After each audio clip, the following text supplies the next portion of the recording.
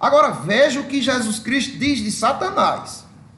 Porque tu não cogita das coisas de Deus, mas dos não dele não. Por que Jesus Cristo não disse assim? Porque tu não cogita das coisas de Deus, mas de ti mesmo. Por quê, pessoal? Desde o início, Satanás tenta fazer com que os homens se tornem a sua semelhança, inimigos de Deus, buscando a glória para si e não a dando a Deus, a quem é merecido. E ele fazendo isso, está cuidando das coisas de fato do homem, porque é o homem que ele está instigando e é o homem que está interessado nessas coisas.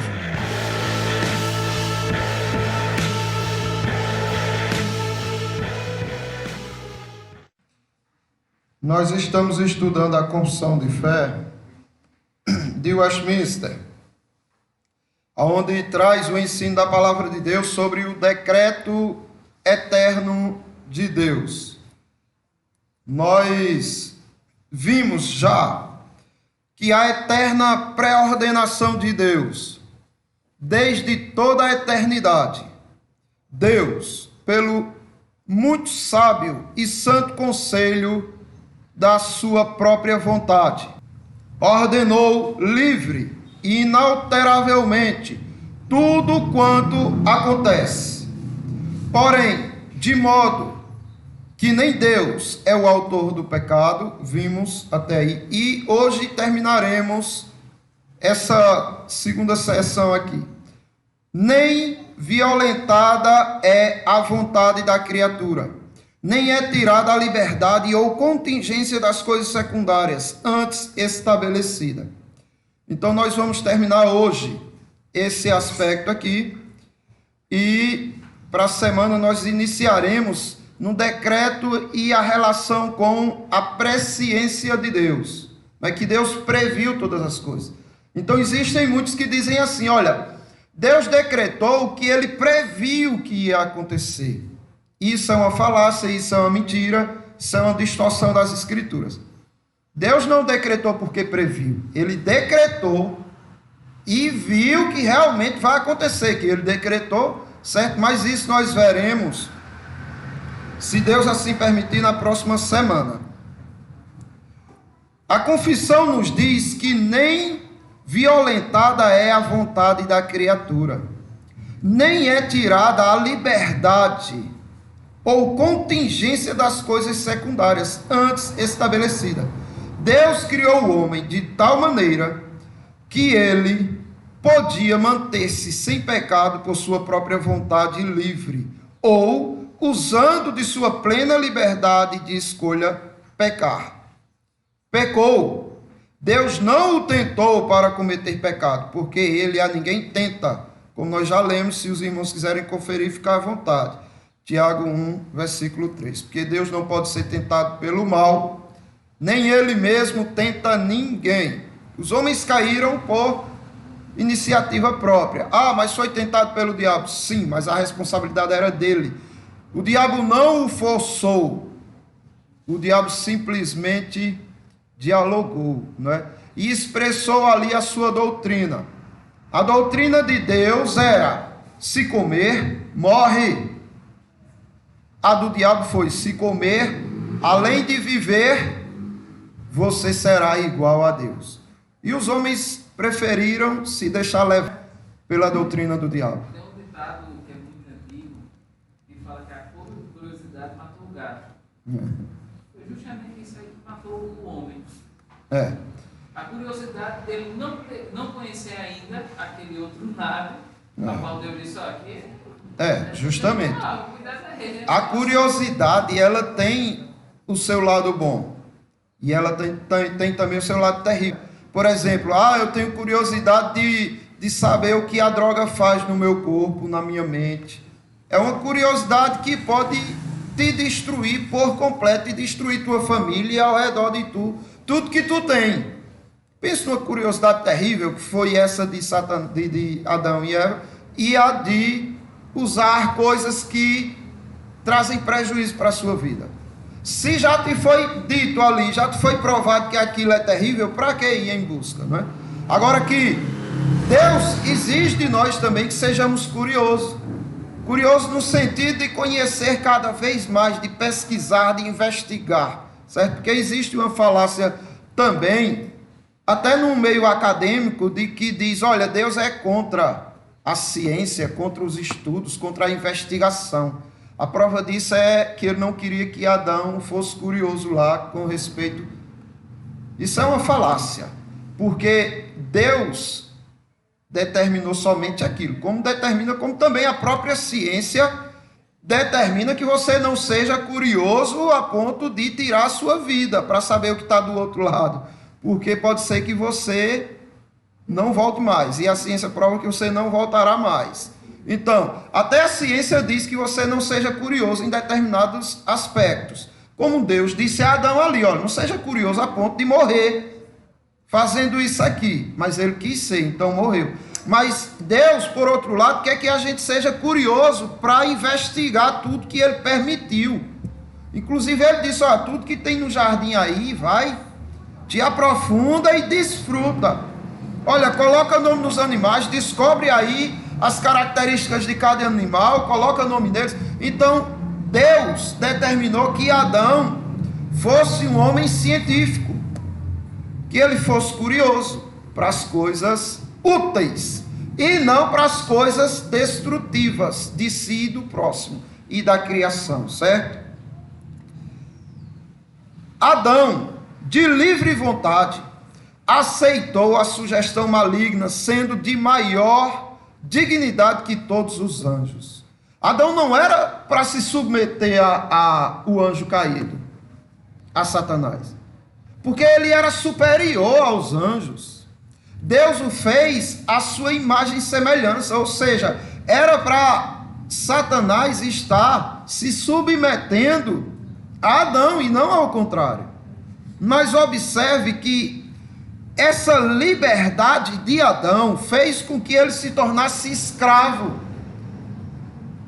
de Satanás, né, das doutrinas satânicas. Oi.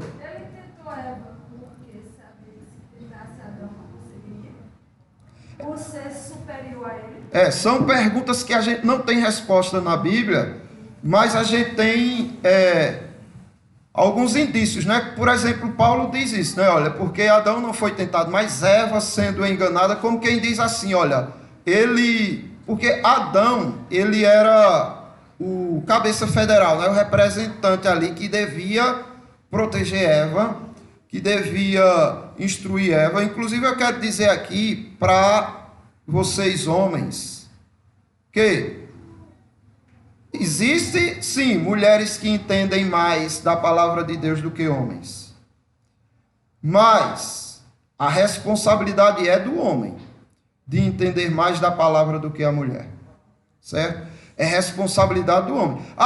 Então quer dizer que a mulher não pode, só ela buscar e vai entender mais. Agora que o homem tem que buscar muito mais para que entenda mais. Por quê? Porque a responsabilidade do homem é cuidar e guardar o seu lar, é cuidar e guardar da sua esposa de tal forma que ela, quando diga, o que é que eu vou fazer, ele estiver ali para protegê-la, certo? Então, Eva era para estar ouvindo o seu marido e não a serpente. No entanto, Adão se desfez dessa responsabilidade, permitindo que ela tomasse o seu posto e adquirisse conhecimentos que antes ele não tinha buscado ou não tinha alcançado. Era a responsabilidade de Adão chegar e dizer, olha, mulher, isso que não chega perto, olha, é melhor evitar passar ali, olha, essa serpente não é confiável, olha, se ela está se desfazendo do que Deus está nos instruindo. Então, ele tinha a responsabilidade, mas ele se eximiu, como muitos homens fazem hoje, não é? Se eximem da sua responsabilidade de ser aquele que deve passar manhã, tarde e noite meditando e refletindo na palavra de Deus para a sua segurança, para a segurança dos seus filhos e para a segurança de suas esposas, certo? Mas a mulher tem mulher que conhece mais do que homem. Aí por que ela não prega então? Porque Deus disse não pregue. Só, porque Deus disse que não quer.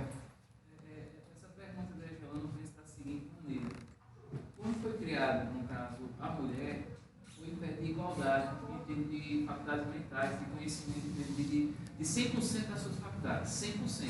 Só que, aí como o Júnior bem colocou, o homem, para o homem foi designado já algumas coisas. E para a mulher também. Veja que a criação da mulher só não, o homem está só, vou fazer, fez. Já teve um desígnio para ela, ó, tu vai ser ajudadora, tu vai ser, porém, responsabilidade diferente. Agora, as faculdades mentais foram iguais. Aí, que eles são 100%, né? Agora, devido à responsabilidade que assim Deus deu para o homem, aí caiu sobre o peso do homem essa situação, de Eva ter sido contaminada e contaminar ele também.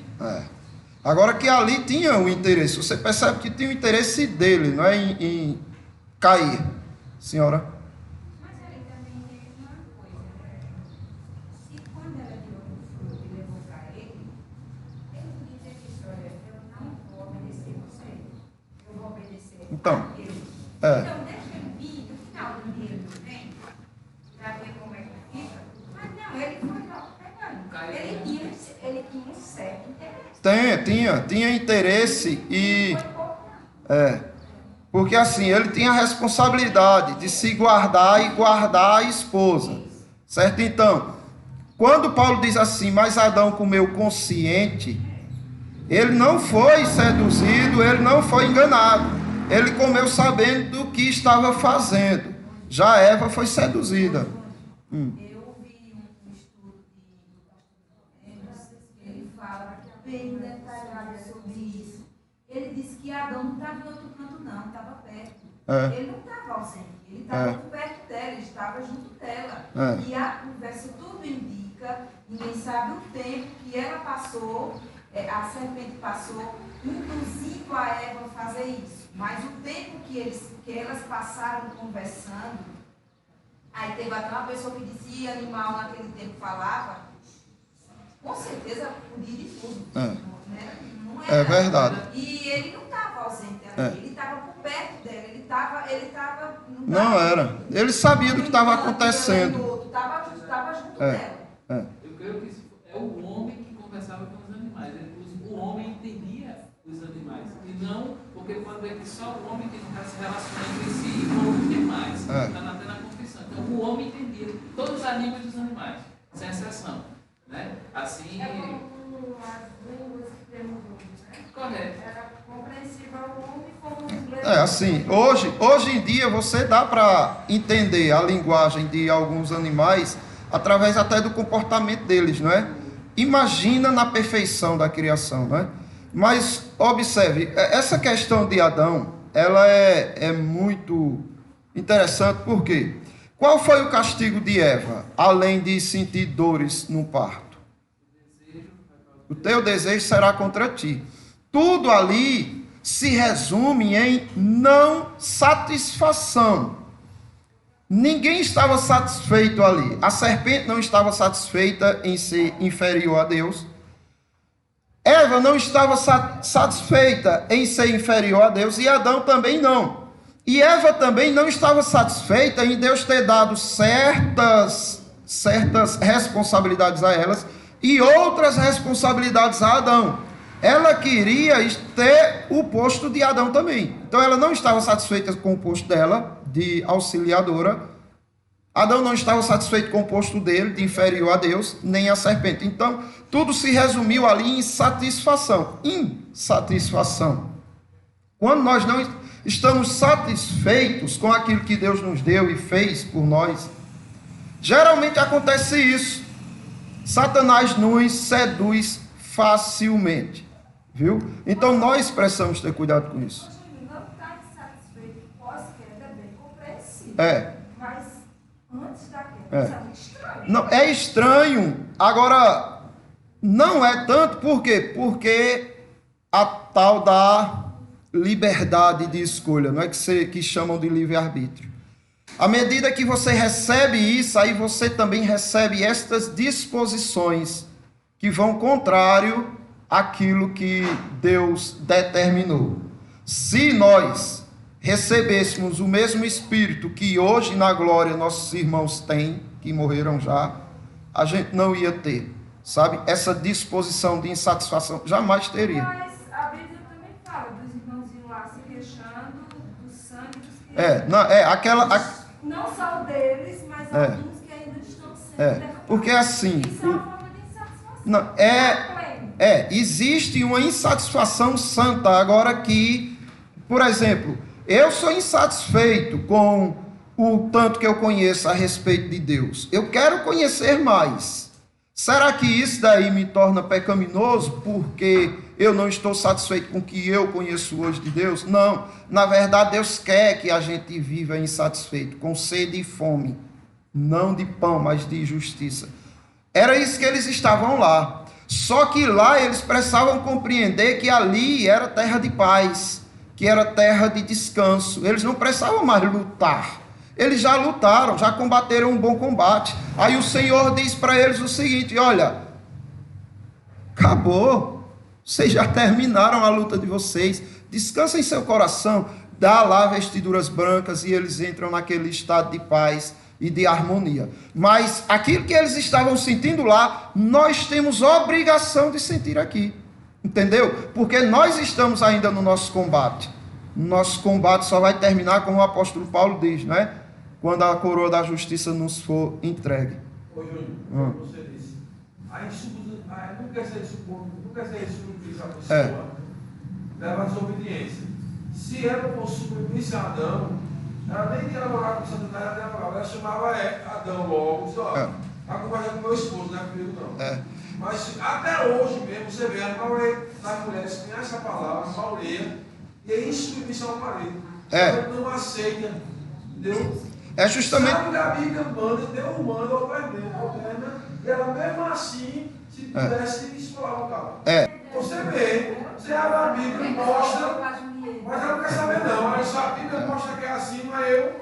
Você vê, você abre a Bíblia e mostra, mas ela não quer saber não, aí só a Bíblia mostra que é assim, não é eu. Então, nós temos exemplos aí, variados, né? Tanto de erros gravíssimos da postura da mulher, como de erro gravíssimo da postura do homem. Por exemplo, olha, a mulher deve estudar a Bíblia, deve, e conhecer de todo o coração, toda a alma, todo o entendimento, todas as forças. Mas espera aí, o homem medita menos, estuda menos, tem menores responsabilidades diante do conhecimento da doutrina do Senhor. Está errado isso. Não errado a mulher, mas errado o homem, que está deixando esta responsabilidade apenas para a mulher. A mulher era auxiliadora. Observe, aí colocou-se, né? Se Eva foi, era para Eva ter chegado em Adão e ter dito, olha, tem a serpente ali, está tentando me convencer, o que é que a gente faz, marido? E entrar num acordo para saber se expulsava ela, se dava uma surra nela, se fazia o que com ela. Mas aí não, vai e come. Mas observe que o homem também, né, acaba se eximindo da sua responsabilidade, que era de instruir. Agora imaginem se é Adão que vai lá e diz, quer saber, eu vou comer consciente mesmo, não preciso nem de tentador, como ele comeu consciente, mas ele fosse o primeiro. Na hora que ele chegasse perto, era para a mulher fazer o quê? Auxiliar e dizer, tá doido, marido, não faz um negócio desse não, não faça pelo amor de Deus isso não, te mantenha fiel ao Senhor. É isso que a auxiliadora deve fazer. E mais responsabilidade do homem de dizer não. O nosso século está sendo uma fábrica de transformar homem em banana. Não é verdade. E o comunismo, a ideia de Satanás usando o comunismo é essa: fragilizar os homens e efeminar os homens. Porque também, eu estou dizendo que o homem da igreja, pelos outros aí, ele não estuda nada. Ele só fala besteira. E a mulher pode ter mais conhecimento, aí diz, não é desse jeito, aí ele vai dizer, mas quer me dominar? Não, está errado. O pensamento não deve ser esse. Esse tipo de pensamento é igual aquele pensamento ridículo de que, por exemplo, o feminismo. O feminismo diz, se os homens fumam e bebem nos bares, Então vamos para a igualdade, vamos fumar e beber também. Vê a mentalidade. Aí até o STF diz, olha, se o cigarro é liberado, por que não liberar a droga? O Supremo Tribunal Federal, né? A maconha, por exemplo. Então veja o tipo de mentalidade. Em vez do homem olhar e dizer, peraí, a minha mulher está buscando e conhecendo mais do que eu. É um exemplo para mim. Eu vou buscar mais e mais para que, quando necessário, eu possa ajudar ela. Certo? E ela também faz isso. Não. Aí se revolta porque a mulher está conhecendo mais, quando na verdade devia se alegrar e fazer o mesmo. Do mesmo jeito, a questão de responsabilidade e tudo mais, né? Ah, essa mulher, ela é contra a Bíblia, não é submissa, quer saber, também eu não vou amar, aí maltrata e tal e tal. Peraí, quer dizer que porque um está cometendo erro, você vai cometer outro também? É essa a lógica? Não, por que não se proíbe o cigarro também? Porque a mulher não luta pela igualdade no sentido do homem parar de estar enchendo a cara de cana. Entendeu? Porque não luta para que se tire o mal do outro, mas se luta para se chegar no mal do outro. Não faz. Veja como é a mentalidade do homem, né? Agora, a mulher deveria também proibir o homem, se ele fosse tomar o passo. E a mulher, meus irmãos, parece que ela tem mais sensibilidade para entender certas coisas. Por exemplo, quando Abraão estava lá com Agar e o filho de Abraão, Ismael, estava judiando de Isaac, o que foi que aconteceu? Aí Sara diz, olha, Abraão, não vai dar, tem que mandar eles irem embora. Abraão fica todo sentido e tal e tal. Deus chama Abraão a responsabilidade e diz, escute sua mulher, ela está certa, ouça a sua esposa. Isso é uma auxiliadora. Quando o marido não tem capacidade de enxergar, aí a mulher vai e entra dando uma força para que se dê luz. Mas a responsabilidade maior pesa sobre o homem de tomar as atitudes certas. Por quê? Porque a última palavra vai ser a dele. Entendeu?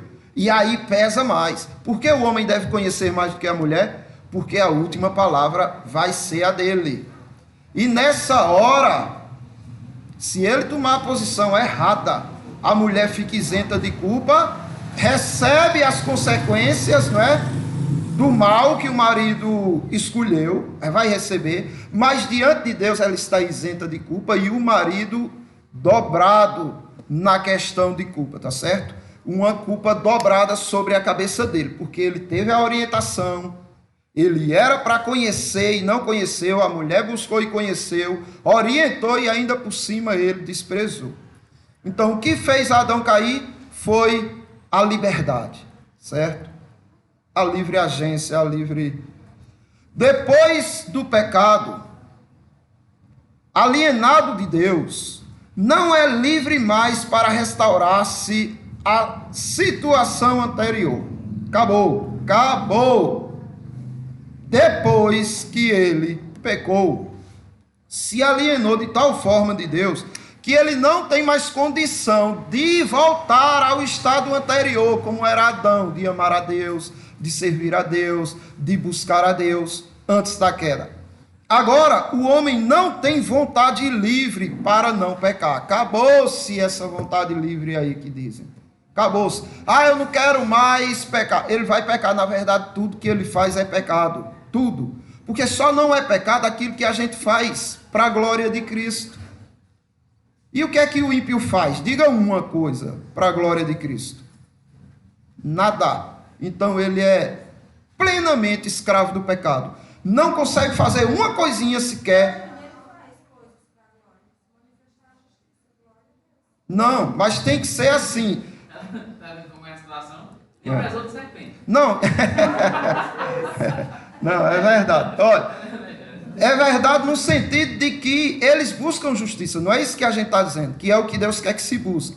Mas observe que tudo isso que eles buscam tem todo e qualquer interesse por trás, menos um. Qual é?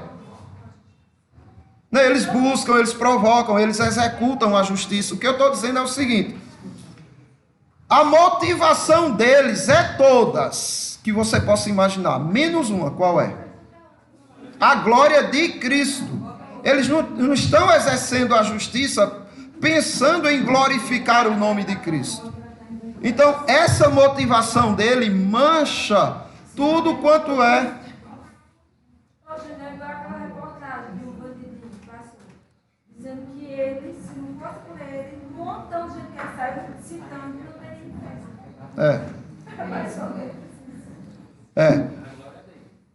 É justamente isso. Olha, é para a própria glória. Não, eu só estou interessado em fazer o bem. Amém. Mas você está interessado em fazer o bem, por quê? Baseado naquilo que você acredita, baseado naquilo que você aprendeu dos seus pais ou dos seus estudos. Tudo isso redunda em glória para quem? Você mesmo.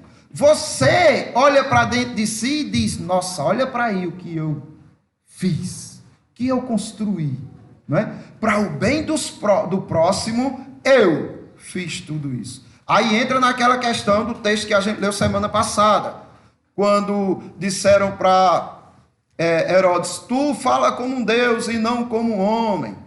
Aí ele recebeu aquele louvor, não é? E aí o Senhor mandou um anjo tocá-lo e ele foi comido de verme, porque ele não deu glória a Deus.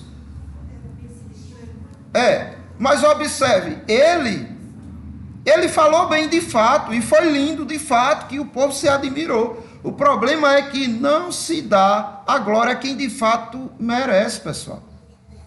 Ou seja, os homens são covardes, ladrões, gananciosos, traidores e usurpadores. Parece simples, mas rapaz, só porque não deu glória a Deus, comido de verme. Mas só porque o bichinho se alegrou com aqueles elogios. Parece simples, mas não é, porque ali há uma grandiosa mentira. A maior mentira, a mentira do início da criação, que é a mentira de que você é Deus. Se Deus deixa impune isso, ele confirma. E se ele confirma, ele está mentindo. Então Deus, em sua santidade, não pode tolerar que a mentira de que o homem tem glória por alguma coisa seja propagada, certo? Agora, o homem não tem vontade livre para não pecar, pois sua natureza, em virtude do estado genérico da alienação espiritual, está corrompida. Observem o que diz aqui, capítulo 8, do 31 a 36. Disse, pois Jesus aos judeus que haviam crido nele: se vós permanecerdes na minha palavra, sois verdadeiramente meus discípulos, e conhecereis a verdade, e a verdade vos libertará. Por quê? Porque agora tudo que você fizer, você pode levar a glória para aquele que de fato a tem, certo? Porque agora você terá a capacidade, a condição de fazer o bem sem o envolvimento do pecado. Responderam-lhe: somos descendência de Abraão e jamais fomos escravos de alguém. Como dizes tu, sereis livres? Eles não entendiam, pessoal, não entendiam. Replicou-lhe Jesus: em verdade vos digo, todo o que comete pecado é escravo do pecado. O escravo não fica sempre na casa, o filho sim, para sempre. Se, pois, o filho vos libertar, verdadeiramente sereis livres. Agora, se você observar o contexto aqui, o Senhor Jesus Cristo, eles dizem: não, nós temos um pai que é Deus. Aí Jesus Cristo disse assim: vós tendes por pai o diabo. Agora veja que interessante. O que era que tornava eles filhos do diabo? Sim, a vontade do diabo, os desejos. E quereis satisfazer-lhes os desejos do coração. Ou seja, o interesse de vocês não é no desejo de Deus, não é nos interesses de Deus, não é na glória de Deus, é no do diabo. Agora eu pergunto para vocês: era consciente isso deles? Esses doutores da lei, fariseus, escribas, tão exímios religiosos, faziam de consciência dizendo assim: vou agora dar esmolas para a glória de Satanás. Era assim? Não, meus irmãos, não.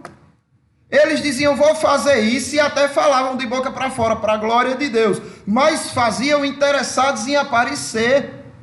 E é isso que Satanás quer, que você apareça e que você se sinta o bam, bam, bam. É o que ele fez com Cristo. Ele instiga Pedro a reprovar Jesus Cristo, quando Jesus Cristo estava dizendo, olha, eu vou dizer para vocês, está chegando a hora, eu vou ser preso, eu vou ser judiado, vou ser crucificado, 3 dias depois eu ressuscitar. Pedro, Senhor, não fale assim, tem piedade de ti mesmo, como quem diz, o Senhor não merece isso, e de fato não merecia, mas ele veio para isso.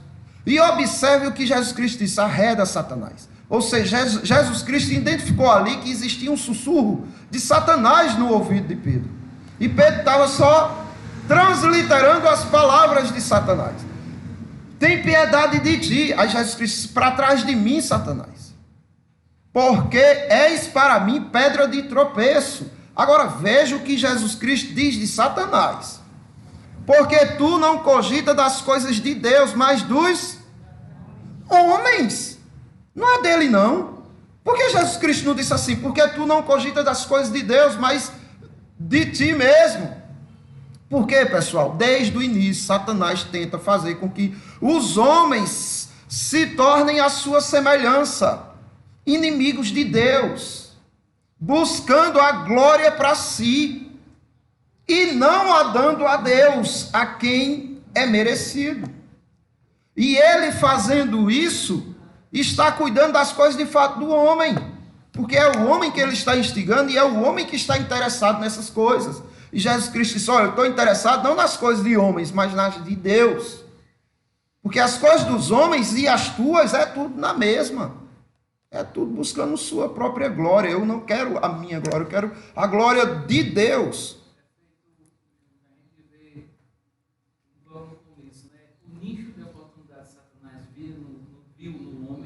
E assim o fez. A curiosidade, a insatisfação que você colocou. Aí depois da queda, ele agora tem o principal nicho, qual é? A natureza do homem. Hoje, né? O homem natural, pecaminoso. Ele sempre vai estar importunando, sempre nesse sentido. Para quê? Para que seja a vontade do homem, que é pecar, ou seja, como Isaías coloca, né? O que afasta o homem de Deus é o pecado. Para afastar o homem. Justamente. Afastar o homem de Deus. Seja naquele pecado a qual você tem, comete e assim sucessivamente. E como ele sabe que você tem o pecado em si, porque ele sugeriu que esse pecado entrasse e deu certo, aí ele cuida das suas coisas. Porque ele sabe, olha, as minhas coisas, que sou envolvido de pecado, as minhas coisas é tentar usurpar o trono de Deus, tirar a glória de Deus. Se esse pecado que em mim habita, agora também habita nos homens, eles têm o mesmo interesse. Então eu vou cuidar das coisas deles, porque tem a ver com as minhas. Vê o que diz 1 Coríntios a respeito da situação do homem, capítulo 2, do 14 ao 16. Ora, o homem natural não aceita as coisas do Espírito de Deus, porque eles são loucura, e não pode entendê-las, porque elas se discernem espiritualmente. Veja, está tão claro aqui. Veja bem, o homem natural, o homem que não tem o Espírito de Deus, ele não aceita as coisas do Espírito. Por isso que ninguém quer saber de aceitar Jesus, de receber Jesus. Por quê? Porque eles não aceitam o que é espiritual. Eles são natural, então o natural não vai aceitar. Aí diz, porque eles são loucura e não podem entender. Aí vem na questão do poder, da liberdade. Poderia ser lido aqui também. E não tem liberdade para entendê-las. Porque o poder é a liberdade.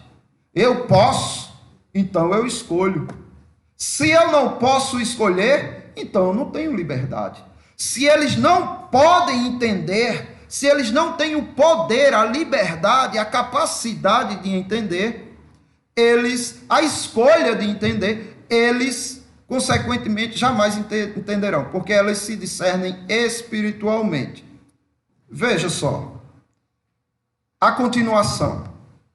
Porém, o homem espiritual julga todas as coisas, mas ele mesmo não é julgado por ninguém. Pois quem conhece a mente do Senhor, que o possa instruir? Nós, porém, temos a mente de Cristo. Veja o que foi feito. Deus te deu a mente de Cristo. E por isso, hoje, você entende as coisas espirituais. Quem não tem a mente de Cristo jamais poderá entendê-las. Então, você julga todas as coisas, porque agora você está julgando com conhecimento de Cristo. Você deve julgar todas as coisas. Só que o homem natural, por mais que ele tente julgar, ele jamais chega ao ápice da glória de Deus. Veja Mateus, Jesus Cristo mostrando aqui a diferença. Qual o resultado produz esse homem espiritual e o homem natural? Veja bem, todo aquele, pois, que ouve estas minhas palavras e as pratica, será comparado a um homem prudente, que edificou a sua casa sobre a rocha, e caiu a chuva, e transbordaram os rios, e sopraram os ventos, e deram com ímpeto contra aquela casa, que não caiu, porque fora edificada sobre a rocha. Então, assim é o homem espiritual. Assim é o homem que entende as coisas do Espírito. Ele procura construir tudo em sua vida sobre a rocha. Vai deixar de vir tribulação, perturbação, dificuldade? Vai? Não! Só que ele estará firme ali. Agora, o homem natural é assim, ó. E todo aquele que ouve estas minhas palavras e não as pratica, será comparado a um homem insensato que edificou a sua casa sobre a areia. E caiu a chuva, e transbordaram os rios, e sopraram os ventos, e deram com ímpeto contra aquela casa, e ela desabou, sendo grande a sua ruína. Veja bem, significa aqui que ele não teve tempos de paz, de morar numa casa e se sentir seguro ali? Não. Enquanto a tempestade não veio, ele estava seguro, se sentindo seguro. Ele estava bem. Só bastou a tempestade vir com ímpeto e mostrou quem ele era. Muitas vezes olhamos para pessoas aí fora e dizemos: nossa, essa pessoa parece que ele tem mais testemunho do que os próprios crentes, não é? Nossa, olha para ali. E de fato aparenta isso. Mas deixa vir a tempestade de Deus. E aí você vai ver quem persiste e quem desmorona, não é? Desaba. Não isenta, no caso, dessas pessoas, no caso, ter conhecimento da palavra de Deus. Na parte de cima de Coríntios, né, que a gente sabe que está sendo específico para a igreja de Coríntios, né, mostra o quanto, algo que foi falado anteriormente, mas não vai ser por não, da respeito de guardar. Né? Você guarda e faz com que todas essas situações aí, ou seja, você pratica, né, de acordo com o que Deus deu, e assim você não vai sucumbir, você não vai cair, você não vai vacilar. Do contrário, mesmo você tendo esse conhecimento todinho, porém não praticando, não colocando em prática, deixando você ler com o seu conhecimento avante, vai fazer justamente isso, vai cair. É isso mesmo. Bem observado, porque aqui está falando para a igreja. Porque ele está dizendo: olha, vocês que ouvem estas palavras, e vocês que, todo aquele que ouve estas palavras e não as pratica, ou seja, vocês que estão ouvindo, mas estão fazendo o contrário, vai ser grande a ruína de vocês. E vocês que ouvem e praticam, esses sim são os homens que têm o Espírito e que nada vai abalá-los. Veja só que interessante aqui. O apóstolo Paulo, porque você diz: mas rapaz, por que será? Está tão claro, tem tão claro na Bíblia, tão didático, tão simples de entender o plano da salvação, de entender o que Deus fez pelo seu povo. Tão rica essa história aí e simples de entender. Por que os homens não entendem? Porque eles ignoram esta verdade. A gente não consegue, porque hoje a gente não consegue entender o que ocorre na mente deles, porque hoje nós estamos vendo como é fácil crer dentro do que Deus revela para nós. Mas por que, se é tão fácil e tão didático, tanta gente não crê? Aí é justamente por isso, meus irmãos. Porque Deus pegou o homem no seu contrapé. Deus pegou o homem na sua própria sabedoria. O que é que os homens querem? Aparecer. O que é que os homens querem? Se mostrar conhecedores de grandiosas e profundas ciências. Aí Deus faz como o plano da salvação.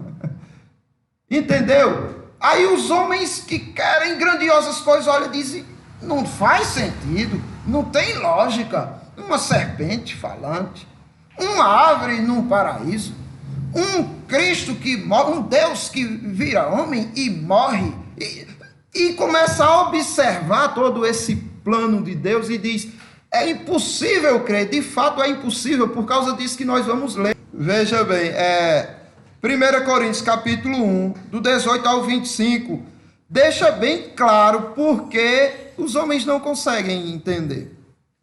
Certamente, a palavra da cruz é loucura para os que se perdem, mas para nós que somos salvos, poder de Deus. Pois está escrito, destruirei a sabedoria dos sábios e aniquilarei a inteligência dos instruídos. Como? Com didática, com coisas simples, com coisas palpáveis a pessoa mais simples que possa existir. Aí o homem que é arrogante e que quer glória para si vai dizer, eu quero algo maior que isso. Aí é onde a gente vai ver. Onde está o sábio? Onde o escriba? Onde o inquiridor deste século? Porventura, não tornou Deus louca a sabedoria do mundo? Visto como, na sabedoria de Deus, o mundo não conheceu por sua própria sabedoria, percebem que o mundo quer a sua própria sabedoria, por isso ignora a de Deus. O mundo não o conheceu por sua própria sabedoria. Aprove a Deus salvar os que creem pela loucura da pregação. Isso é loucura, isso que tu está crendo é loucura. Como é que um Jesus, como é que um Deus... Justamente foi esta loucura que nos salvou. Porque tanto os judeus pedem sinais, aí entra aqueles, né? Eu quero ver grandiosas coisas, os meus olhos precisam ver. Como os gregos buscam sabedoria. Eu quero que a minha mente conheça grandes coisas. Então é isso. Olho e coração. Eu quero que meu coração se encha de ciência, de conhecimento. E aí você vem com algo simples, ele diz, fica para tu com isso. Besta demais, simples demais. Eu quero as grandiosas coisas de entendimento. Aí já tem outros que dizem, não, mas eu quero grandiosos sinais. Qual foi o sinal de Deus? A crucificação. Não admitem. Mas nós pregamos a Cristo crucificado. Escândalo para os judeus, ou seja, escândalo para quem espera por grandiosos sinais.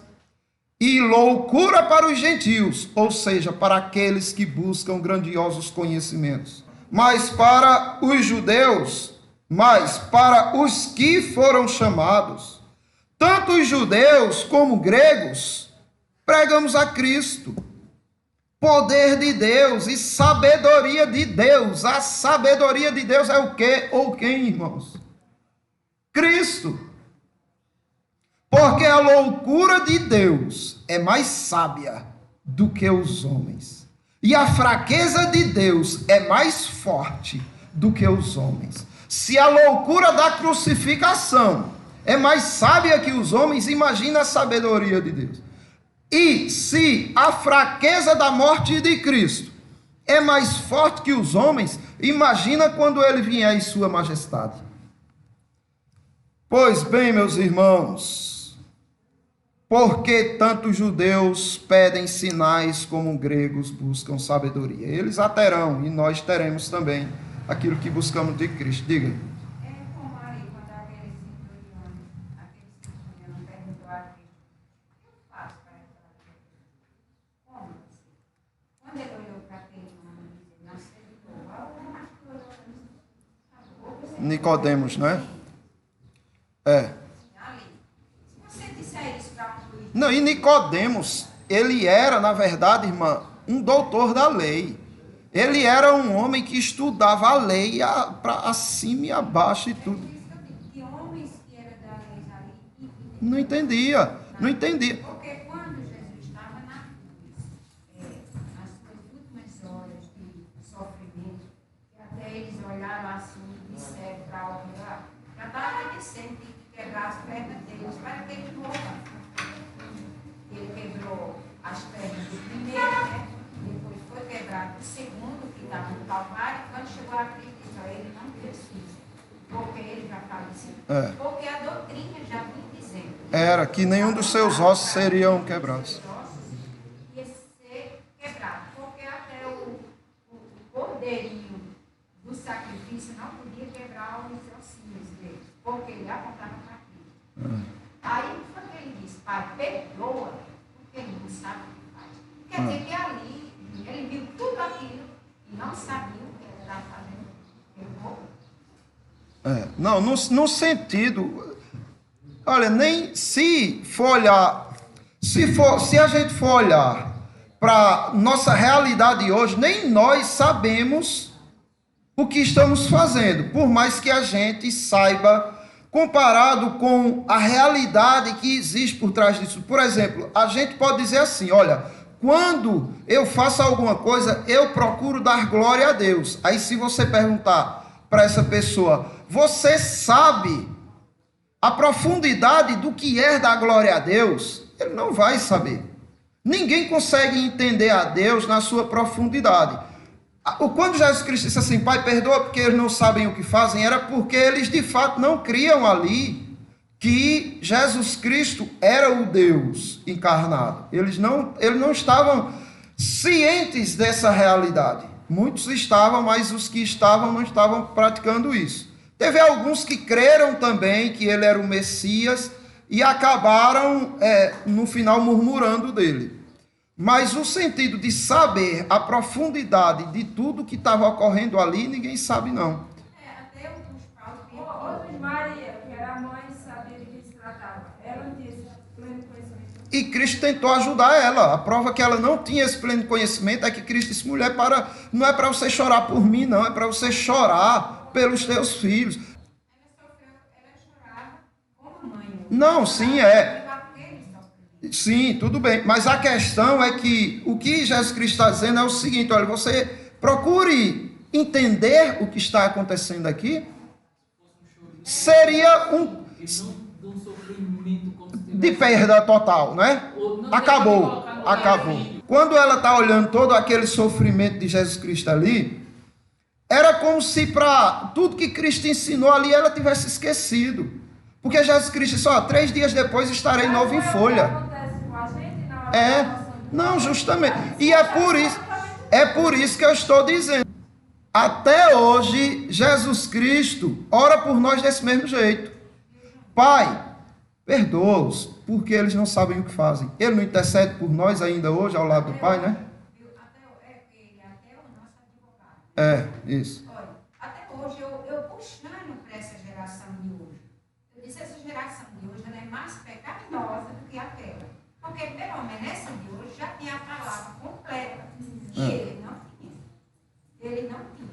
Porque ali, aquele choro de Maria, aquele era um choro daquela dor que aquele filho estava sentindo. Só que ela sabia que aquela dor ia redondar em muita glória. Porque ali depois ele não estava mais. Não, que ela sabia que ela tinha aprendido, ela só esqueceu ou não pôs em prática, né? O choro deve ser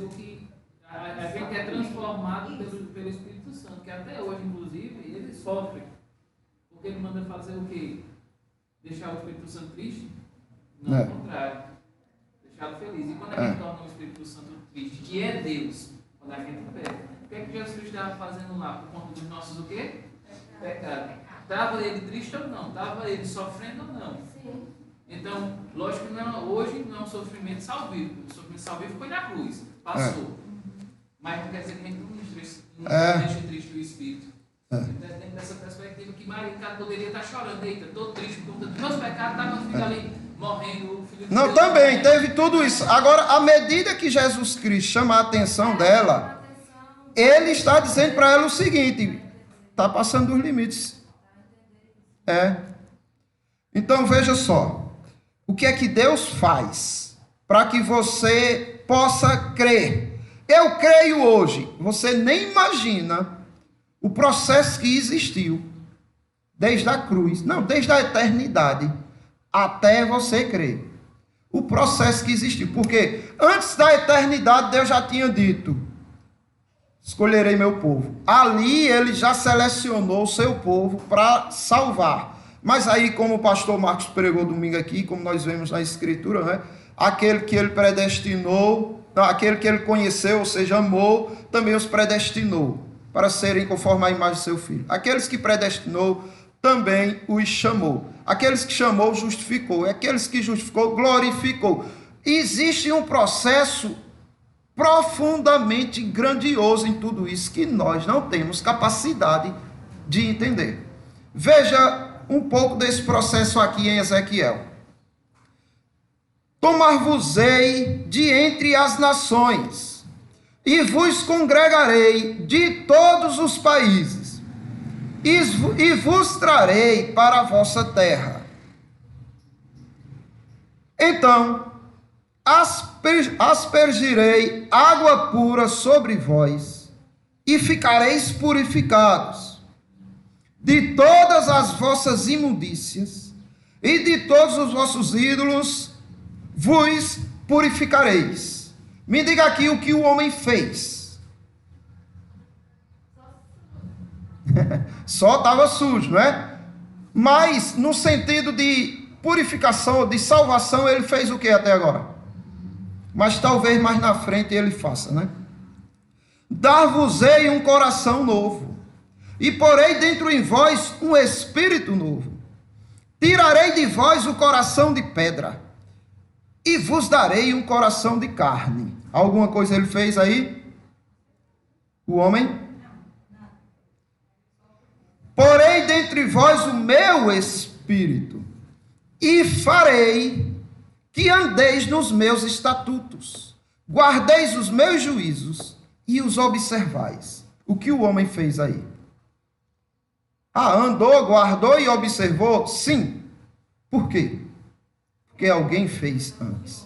E farei com que vocês façam assim. Mas o homem vai fazer forçado, porque Deus está obrigando? Não. Habitareis na terra que eu vos dei a vossos pais. Vós sereis o meu povo, e eu serei o vosso Deus. Livrar-vos-ei de todas as vossas imundícias. Farei vir o trigo e multiplicarei, e não trarei fome sobre vós.